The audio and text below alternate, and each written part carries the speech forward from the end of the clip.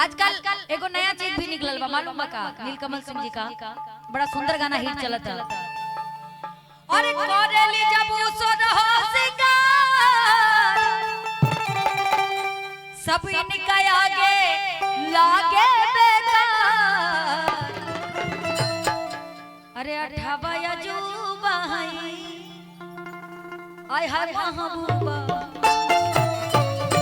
अच्छा ओरिजिनल धुन का बा आने के उसके आए बहार जाने से उसके जाए बहार। अरे बड़ी मस्तानी है। अच्छा हिंदी वाले तो बड़ा सॉफ्ट गाएंगे लेकिन भोजपुरी वाले का लगाएंगे। अरे बड़ी मस्तानी है मेरी महबूबा। सही है ना? हिंदी वाले सॉफ्ट में गा देंगे लेकिन भोजपुरी वाले अरे अरे बड़ी मस्तानी है। हाँ बड़ी मस्तानी बिया हमर में हररुआ।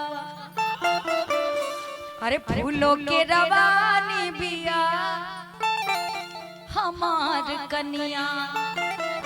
क्या बात है यार, कितना अच्छा ट्रांसलेशन करवाई। एक ताली हो जाए के लिए। क्या बात है। वैसे बुद्धि है आपके पास भी। हमको लगता था कि खाली हाइटे बढ़ गई, बुद्धि अब फेल बा, लेकिन इसको गा ही देते हैं। तब आई अब भाई 12 ये बोल रही है कि हम अही रहे। बुरा कोई मत मानेगा, तुम भी याद हो जाओगे। लेकिन हम सुने कि 12 बजे के बाद दिमाग काम करता है ससुरा। बज गई बा का? बज गई बा। देखा 12 बज गई बा कि नहीं? तब पता ना दिमाग कैसे आ गए रे। स्टार्ट माफी चाहते दे विवाह में बुरा माने वाली कोनो बात नहीं है ना? अरे करेली जब उसर हो सिंगार सब इनका आगे लागे बेकार। अरे अठावा अजूबा महबूबा हमार। अठावा अजूबा महबूबा। करेली जब उसर हो सिंगार सब इनका आगे लागे बेकार। करेली जब उसर हो सिंगार सब इनका आगे लागे बेकार।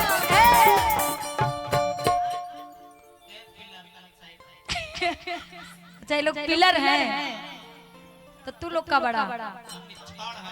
अच्छा छड़ बड़ा जा बहुत सुंदर। अरे करेली जब ये सुन हो सिंगार अरे लागे लफीका गौवा जवार कि अठावा अजूबा महबूबा। अठावा अजूबा महबूबा। अठावा अजूबा महबूबा।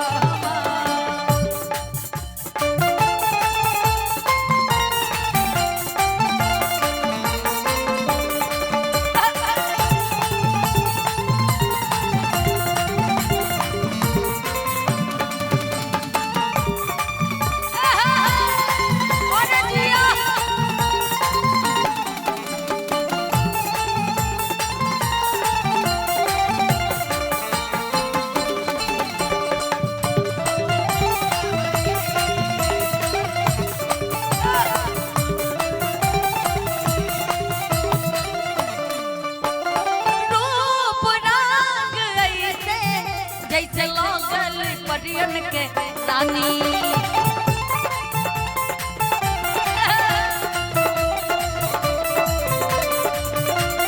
मखमली बदन पे जैसे चढ़ा सोना के पानी।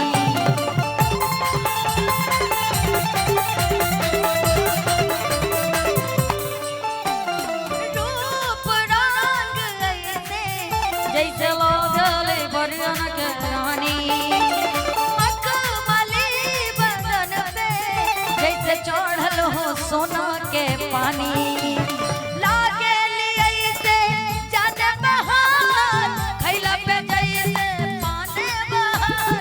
लागे ऐसे जाने बहार खैला पे जैसे पाने बहार।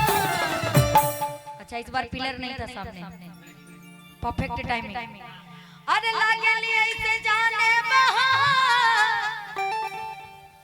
खैला पे जैसे बनारसी पान,